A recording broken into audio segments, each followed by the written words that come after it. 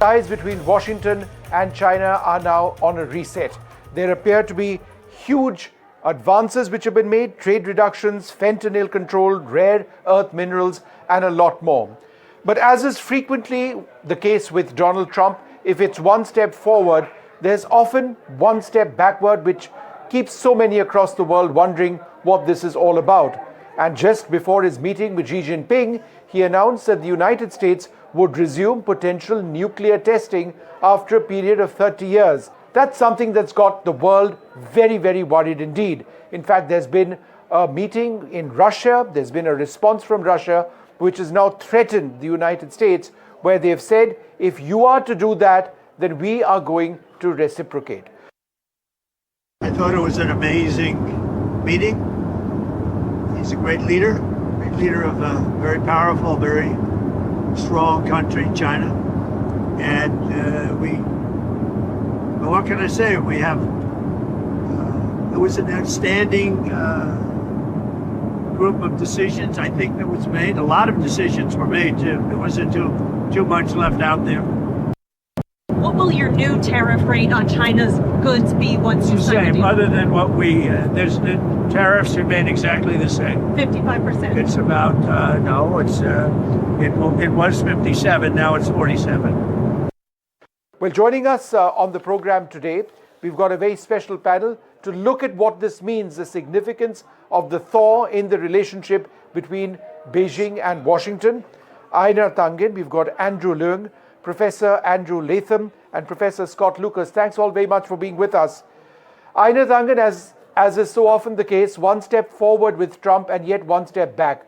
I know we need to talk about the trade deal or the trade deal which is in the works, but the fact that you've got America now saying that they're going to do nuclear tests for the first time in 30 years, what does that mean for America and China? Well, you have to remember what Donald Trump says isn't always what happens. He really believes that in madman tactics, that what you do is you position yourself, on the outskirts, make everybody wonder what you're going to do next. So it's not clear that anything's going to actually come of this, or if it's just a negotiating posture. Remember, his nickname is Taco. Trump always chickens out. And as far as China is concerned, this was a kind of a standstill. Trump wasn't terribly happy, despite all the superlatives of 12 out of 10 meetings and things like that. There was actually very few things that were resolved. Basically, it's a reset. China is slow playing Trump because they have 3 more years of him. And they know that if you conclude a deal with him, he'll be back tomorrow with some other idea. Did you just say that China is slow playing Trump? Are they playing him like a fiddle? Well, I don't know if they're playing with a fiddle. I mean, it's a very dangerous fiddle. It's a piece more like playing with dynamite. You don't know what he's going to do. There's a lot of concern about, what would happen at this meeting.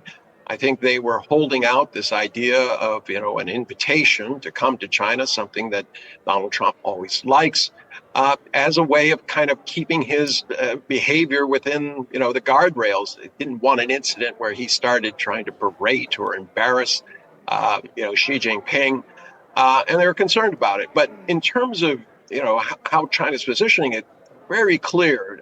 Xi Jinping went above and beyond trying to make sure that he said, look, we're happy to make America great again.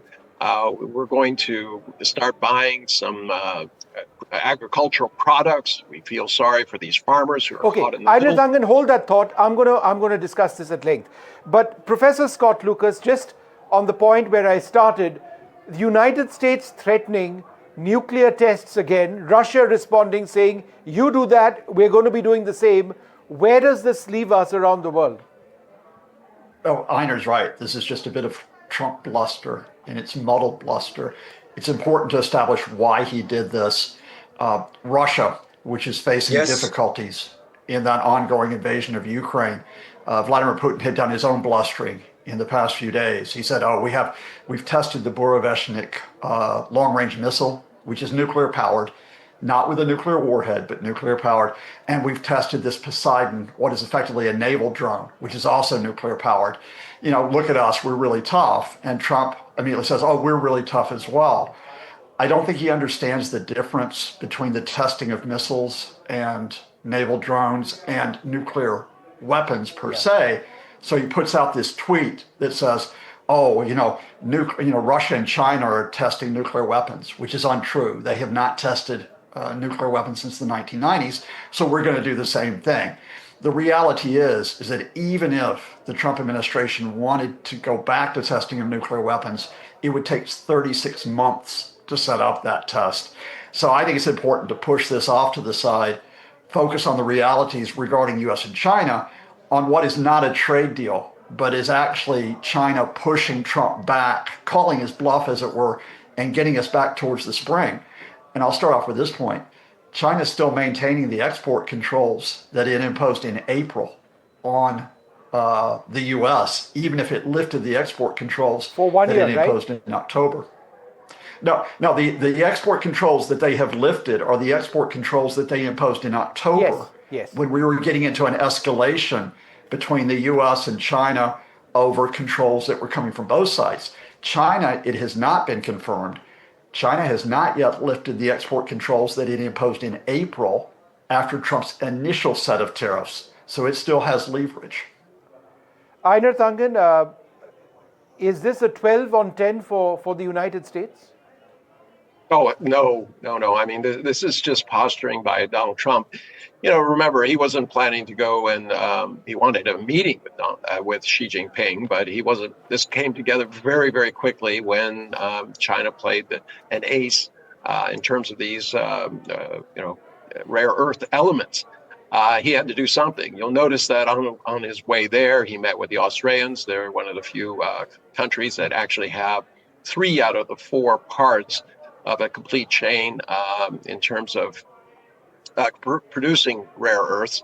But you're still talking about a very minor amount. It will take 5 to 7 years to just address strategic issues, basically defense issues, and it would take 10 to 15 years, assuming China stands still. So it's not there. I mean, right now, for instance, China controls 98% of these rare earth magnets. Yeah. And without those, you can't have any kind of, systems, rockets, missiles, it goes to cars. 98%. This isn't something that you're going to start producing overnight. Andrew Leung, I think let's talk a little bit more about rare earths, because the agreement which has been arrived at is it's a 1-year agreement. And so while that may be win-win for the United States, it is just 1 year, and China holds or controls the tap. If they are to switch this off, then you'd be back, at stage 1.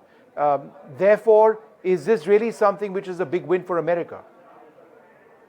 Well, let's be real. This is not just a meeting to settle trade disputes or soybeans or rare earths only. It is, if there's any reset, is going to be the big picture. The big picture being that China has been regarded and across the aisle as the greatest existential threat to Americans' dominance and leadership in the world. And it's not just trade, it's not just technology, it's this South China Sea, it's the military alliances with Japan, with Korea to contain China, the first island chain centered in Okinawa, second island chain centered in Guam, and also with Australia, and then ideology, painting China into a corner as an evil empire, as it were, and trying to delegitimize the Chinese Communist Party. So it's across the aisle. And this meeting only focuses on the immediate concern to President Trump with the upcoming midterm elections. So he wants to get a deal on the soybeans because these are the states in Midwest, the main supporters of the Republican Party. And he wants China to ease the rare earths, as you say. I mean, it's not giving up China's newfound stranglehold on Americans' Achilles heel. China's not going to give them up that easily, because with that, China can counter the American no-holds-barred coercion. So I think that this is only a slight recalibration to pave the way to other more constructive maybe dialogue. And Trump obviously wants to set foot in China, portraying how President Xi is a good friend of his, and even whispering in President Xi's ears. And I was wondering, is whispering in English? Is whispering in Mandarin? I mean, this is obviously a show. I mean, the whole thing is a contest of not only technology, ideology, but also a contest in narratives. And I share your point. What exactly was Trump whispering to Xi Jinping? Whatever it was, did President Xi remotely understand what he was saying? But Professor Scott Lucas, I think the point that Andrew Leung mentioned, the larger positioning of the United States and China in global affairs, the fact that China is now a huge economy with infrastructure development which is unmatched in the history of perhaps of mankind, the fastest growing military in terms of actual deployments on the ground. Their Asia-Pacific strategy is absolutely huge. Rare earths is obviously a key part of all of that, and they dominate it. Therefore, in engaging Xi now, was it looking to, in a sense, keep China engaged, perhaps prove the relevance of America still when you're competing with China? What was the broader sort of takeaway from this meeting? It's certainly not soybeans. Well, soybeans are part of it, because I don't think Donald Trump is looking at the bigger picture. He's not a geopolitical strategist. I think the first thing is he wanted a photo appearance with Xi Jinping. It's as simple as that.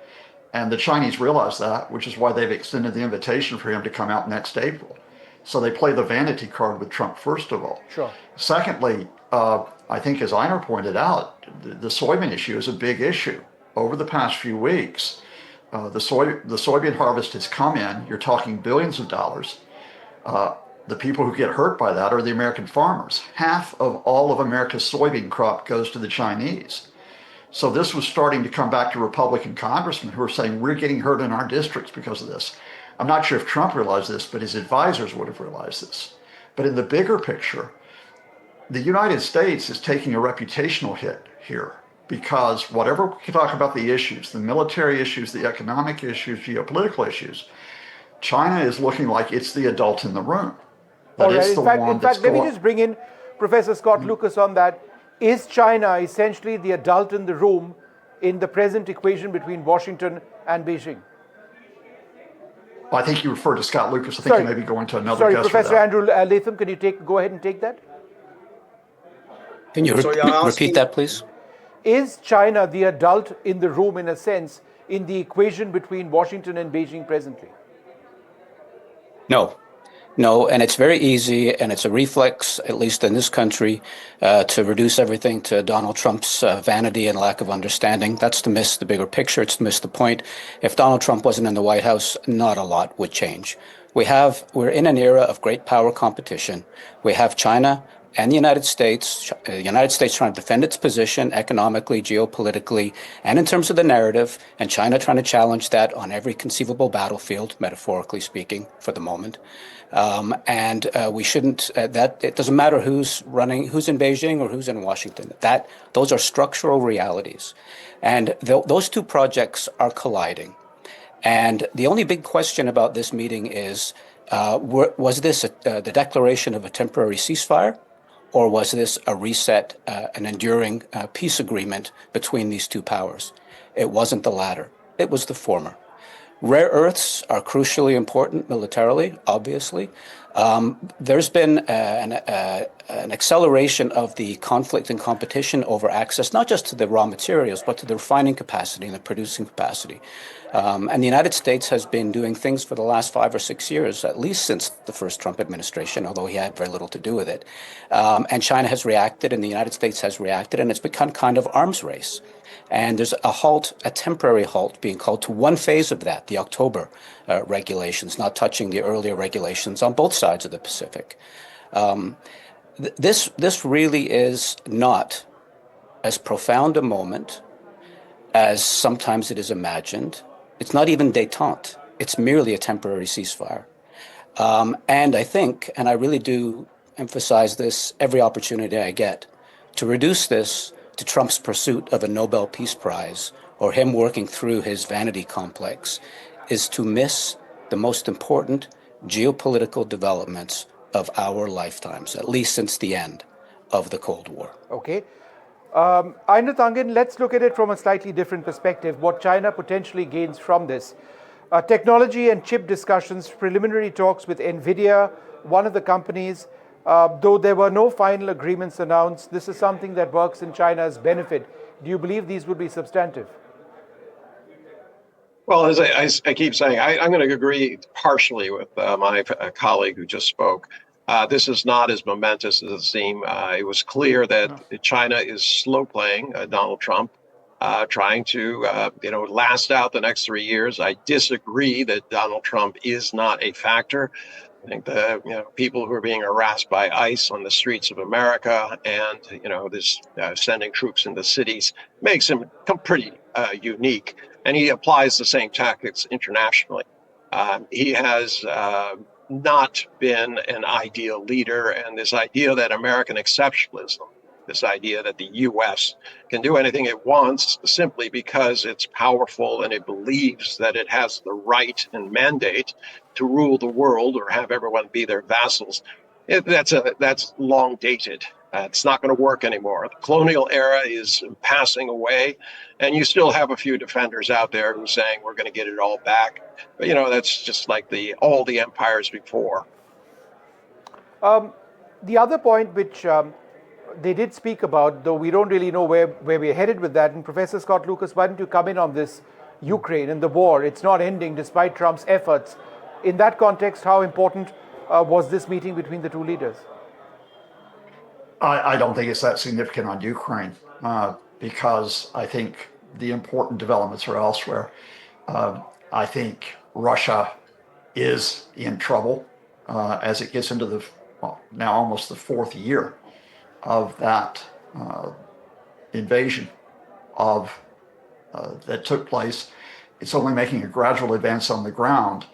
And as I mentioned earlier, what put Russia into a difficult position is that Ukraine has the prospect of counterattacking with strikes inside Russia, if only with European supplied missiles.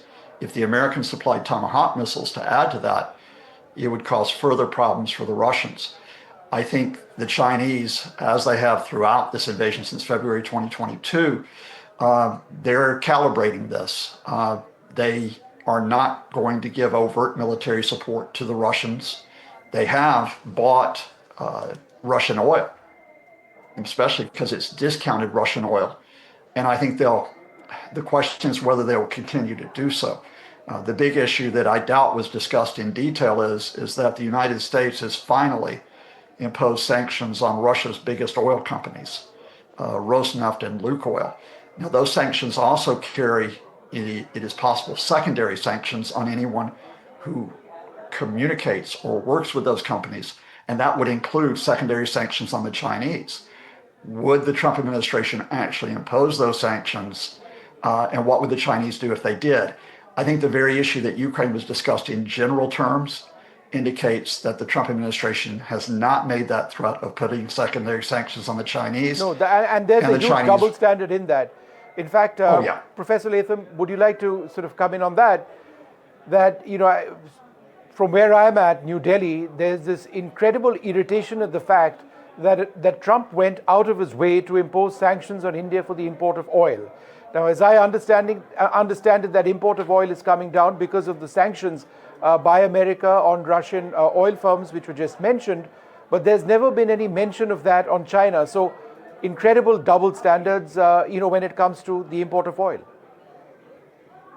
I think that's right. In the current administration's geopolitical imagination, India does not loom as large as China does. And so China can be dealt with kid gloves sometimes, whereas Prime Minister Modi's thumbing his nose at Donald Trump's demands. Here's where I will contradict myself. That did set Donald Trump off. in a way that has resulted in the tariff dispute between New Delhi and Washington. But that's to be expected, given the nature of this international system that we've inherited. Andrew Leung, final word to you.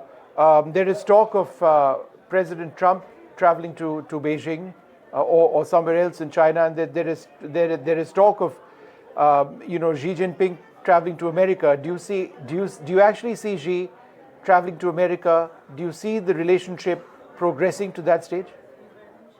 Well, there's definitely need more talk and greater understanding between the two leaders because the United States still think that it has a stranglehold over China and weaponizing its status as the world's largest economy without being aware that of China's total exports, the United States only accounts for about 10%, because as compared to something like 30 or 40% decades ago, because China has been pivoting towards the rest of the world. If you look at China's total export, even though China's export to the United States has dwindled dramatically because of the tariffs, and China's total export in aggregate actually increased during this tariff period. That says something. So I think that that's one miscalculation. The other miscalculation, well, not necessarily miscalculation, but misunderstanding, is on China's oil export to Russia. Now, a distinction is drawn by Beijing on the position between China and India, for example, because China had been buying Russian oil long before the Ukraine war, because China has been the world's largest energy customer. Compare with the even head of the United States. United States is now the energy exporter. And then, of course, the India only started to buy large quantities of Russian oil only after the Ukraine war. Yeah. So, but then, as far as China is concerned, green energy has now overtaken fossil fuel. To the extent that China's energy supply, over 50% is now supplied by green energy. Sure. So China is in a position to scale down some of the purchases of Russian oil, Sure. as recently indicated by Beijing. All right. Well, look, we're out of time, but it's a fascinating day today. Xi Jinping and Donald Trump meeting. The first time the two leaders are meeting face to face in 6 years. What's it actually going to result in? Or is, in a sense, Beijing stringing along Trump, who's looking for some sort of a win? We leave it there. Lots to ponder over. Thanks very much for being with us.